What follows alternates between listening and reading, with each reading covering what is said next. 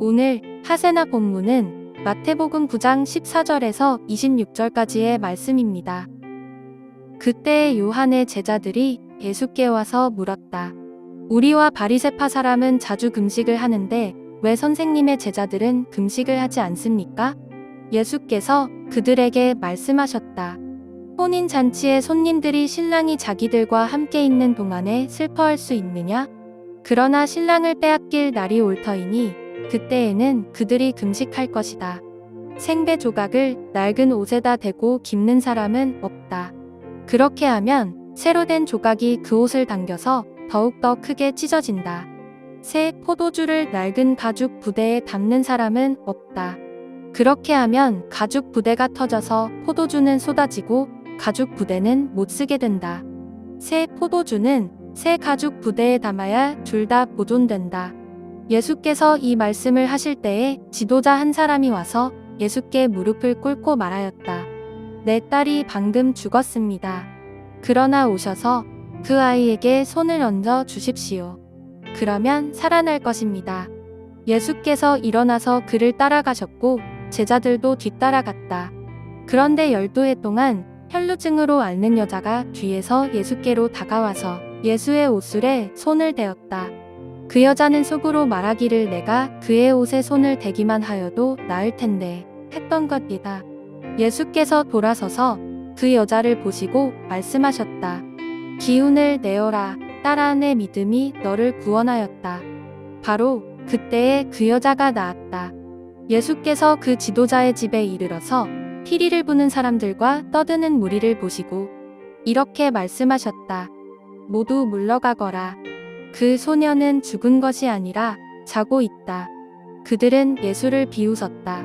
무리를 내보낸 다음에 예수께서 들어가셔서 그 소녀의 손을 잡으시니 그 소녀가 벌떡 일어났다. 이 소문이 그 온 땅에 퍼졌다. 밤새 평안하셨습니까?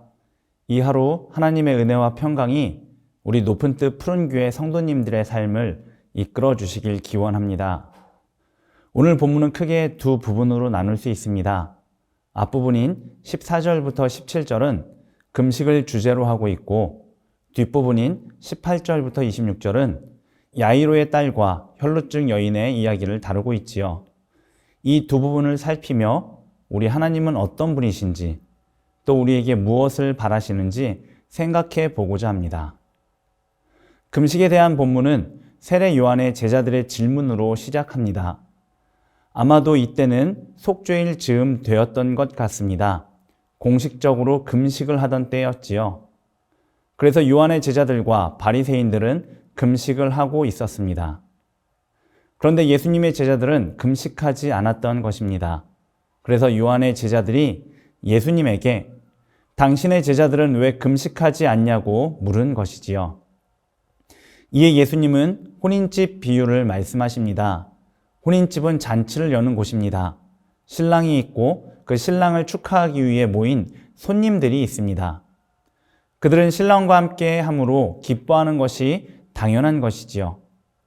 이 비유에서 신랑은 예수님이고 손님들은 제자들을 가리킵니다. 예수님과 함께하는 제자들이 금식하며 스스로를 괴롭게 해서는 안 된다는 것입니다. 다만 기쁨의 근원이 되는 신랑을 빼앗길 날이 올 텐데 그 날에는 신랑의 부재로 인해 손님들 모두가 슬퍼하며 금식하게 될 것이라고 말씀하시지요. 바로 예수님의 십자가 사건을 경험하게 될 때에 제자들은 슬퍼하며 금식하게 된다는 것입니다. 이 말씀을 마치신 후 예수님은 또 한 번 비유를 말씀하십니다. 그것은 생배 조각을 낡은 옷에 붙여서는 안 되고 새 포도주는 새 부대에 넣어야 한다는 것입니다. 그 이유는 명확합니다. 둘 다 보존하기 위해서이지요. 이 말씀을 통해 예수님은 당신을 따르는 사람은 과거의 형식적인 삶에 얽매이지 말고 예수님으로 인해 새롭게 된 방식을 따라 살아야 한다는 것을 말씀하신 것입니다. 예수님으로 인해 자유롭게 되었을 뿐만 아니라 이제는 예수님의 멍에를 메고 살아가는 그가 예수님의 제자라는 것이지요.